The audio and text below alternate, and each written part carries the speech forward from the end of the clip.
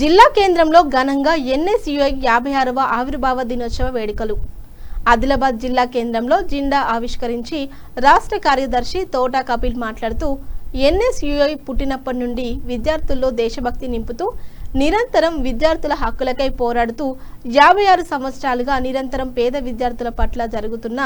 అన్యాయాన్ని అరికడుతూ నిరంతరం ప్రతి పేద విద్యార్థికి నాణ్యమైన విద్య అందిస్తూ పోరాడుతూ వస్తుందని ఆవిర్భావ దినోత్సవం పురస్కరించుకొని వేడుకల్లో భాగంగా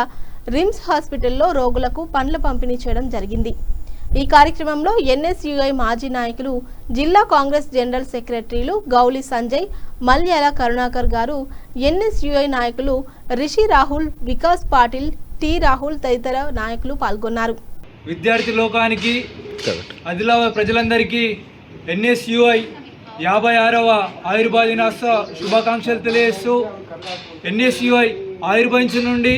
నేటి వరకు విద్యార్థుల పక్షాన పోరాడుతూ విద్యార్థుల హక్కుల కోసం పోరాడుతూ ఈ దేశంలో విద్యని ప్రతి పేదవాడికి అందే విధంగా ఒక కార్పొరేట్ విద్యని ప్రతి పేదంటికి ఈరోజు భారతదేశంలో ప్రతి పేదవాడు చదువుకోవడానికి అన్ని అవకాశాలు కల్పిస్తూ మరి మన ఆంధ్రప్రదేశ్లో కానివ్వండి, తెలంగాణలో కానివ్వండి, మన ప్రియతమ మాజీ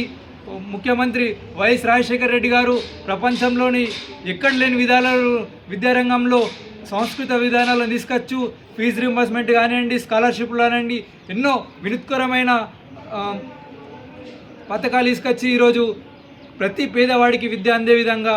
మరి కాంగ్రెస్ పార్టీ కానివ్వండి, ఎన్ఎస్యుఐ కానీ నిరంతరం పోరాటం చేస్తూ వచ్చింది. భవిష్యత్తులో కూడా ఏ విద్యార్థి కూడా ఆపద వచ్చినా కూడా